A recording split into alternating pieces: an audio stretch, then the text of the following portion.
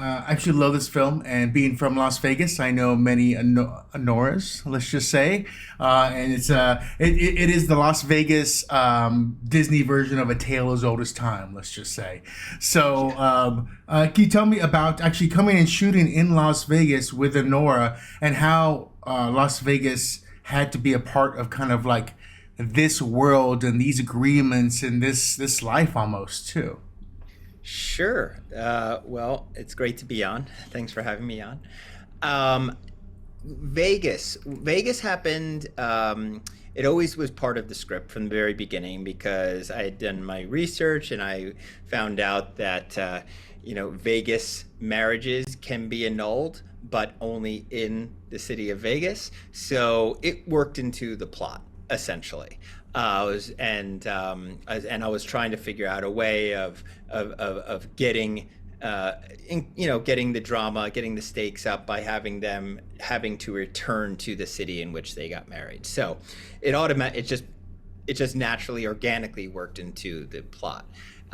Shooting in Vegas, we actually waited until the end of our shoot.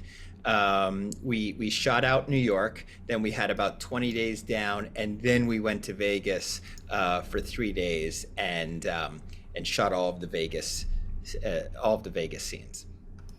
When it comes to the story of Anora too, it's kind of a cycle in life, and in the sense that you took just a snapshot of her life, and it seems like a lot of people when I talk to them about this, I've seen a couple times now at festivals.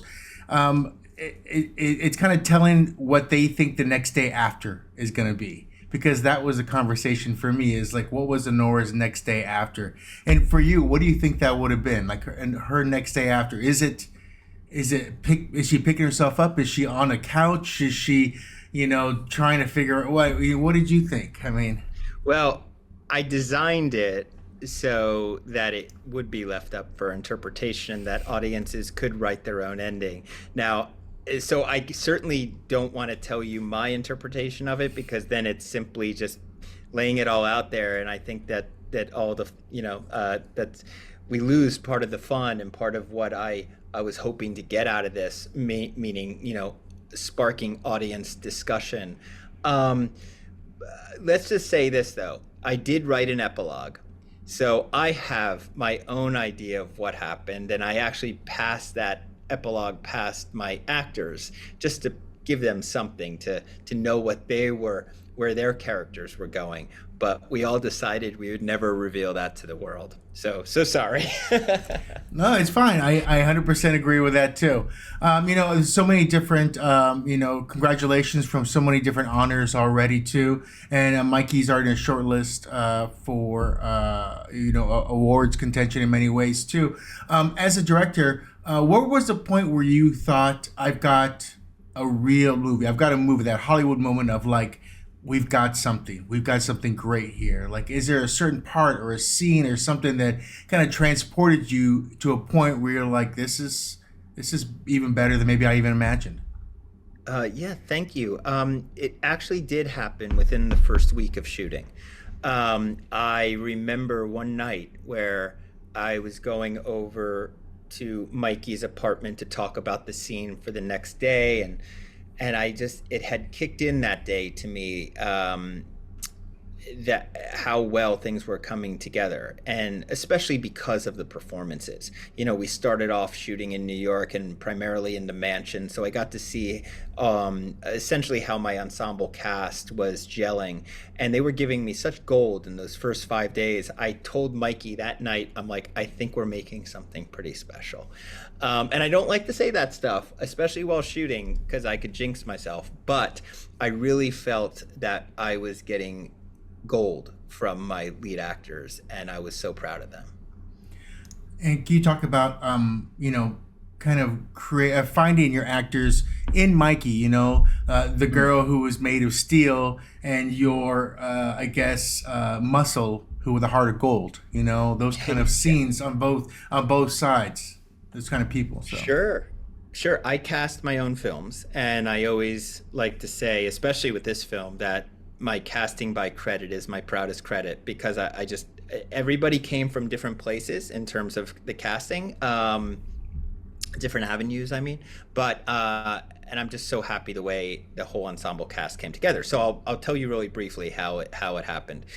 Mikey Madison, I saw her wonderful performance in Once Upon a Time in Hollywood, and I thought she stole the last 15 minutes of that movie. And then a few years later, when I was actually prepping for Anora and knew I had to find my Annie, that's when I went to see Scream opening weekend. And it was there sitting in the theater, the combination of those two performances. I turned to my wife and producer Samantha Kwan and I said, she's our Annie. We're calling her reps the second we step out of the theater. So before I even wrote a word, I had a meeting with her and I pitched her this whole idea. She came on, and then I went away and wrote this screenplay. And I had her face and her voice in mind while fleshing this character out and writing this screenplay. So it was really helpful as a screenwriter.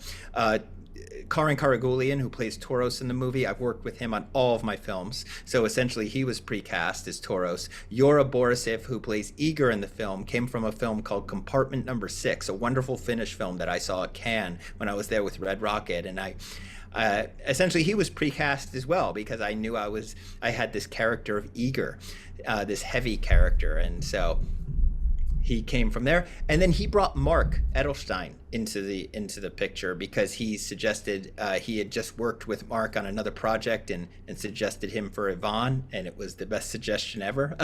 And then Vache, who plays Garnik in the movie, the other Armenian, he basically came from Karin. Karin was like, there's Armenia's #1 comedian, Vache, is here in the States and able to work. Let's put him to work. So that's how it happened. And to work you put them. I do have to ask too, being in Las Vegas and having so many films that have been shot in strip clubs in different ways too. What were the things that were harder to shoot than you would have thought, or easier, or harder to get? Maybe was it easier for actors to get their mindset in there because of all this cacophony, essentially enveloping them? Yeah, I wanted to do something different than what we've seen before. There's lots of wonderful films about strip clubs. Hustlers, Zola. I mean, the list goes on and on. But I wanted to do something a little different. So I wanted to lean into this new wave of gentlemen's clubs that are essentially lap dance clubs. They don't have a stage. They don't have a pole. It's more about it's almost like a lounge in which dancers meet clients, and then they talk for a little bit, and then they go to a couch and they have a lap dance. So it was something very different that I thought I was bringing to the screen. And the way we went about it is that we found this club in New York that was essentially this type of club called Headquarters, and we spent a lot of time there. And the management was so nice about allowing us access. And so Mikey spent a lot of time there at the club. She also shadowed dancers. She also had consultants who were dancers who really told her showed her the ropes. So I think it really came from us just spending time in the environment and trying to understand it, and then representing it accurately when we came to shooting it. Now, the last thing I want to ask is, the intimacy between Anora and Igor too.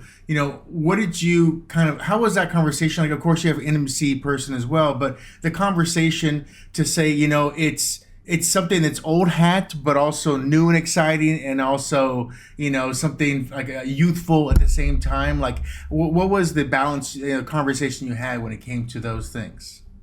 Oh, I think it was really just about open communication and having a lot of time to do it.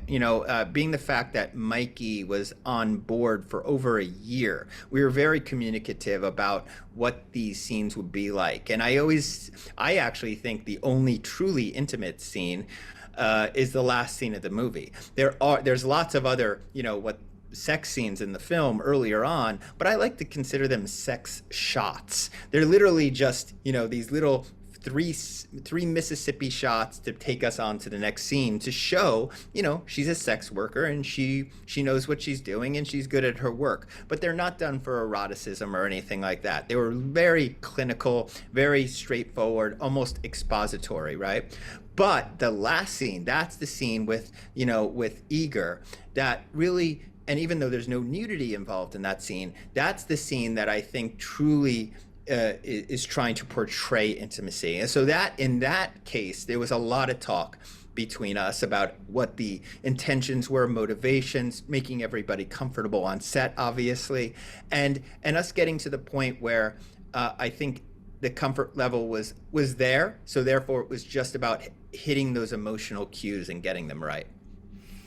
Well, I absolutely love this film, and it's definitely one of my top picks this year. So I've been telling a lot of people about it since I saw it, and I want to congratulate you and everyone involved. It's a great film, and as I said, I know there's enough stories out there in the ether to make more Anora type stories as well. But I very much enjoyed this one, so thank you very much, and I hope everyone in your world is happy and healthy. Thank you so much, and I just want to say that it was a real pleasure to shoot in Vegas. It truly was. It was really fun, and to tell you the truth, we had a lot of gold that we had to leave on the cutting room floors just simply because of the running time of the movie. I had to be disciplined in my cut, but let me just tell you, it was a real pleasure, and we got a lot of great stuff in Vegas. I know, and everyone here was actually happy to have you. A lot of people, everyone from the wedding chapel to other places, told me about this movie that was coming, that was going to be great. So I was already excited. So thank you very much. It's a small town in the same sense too. So have a great day. Thank you all.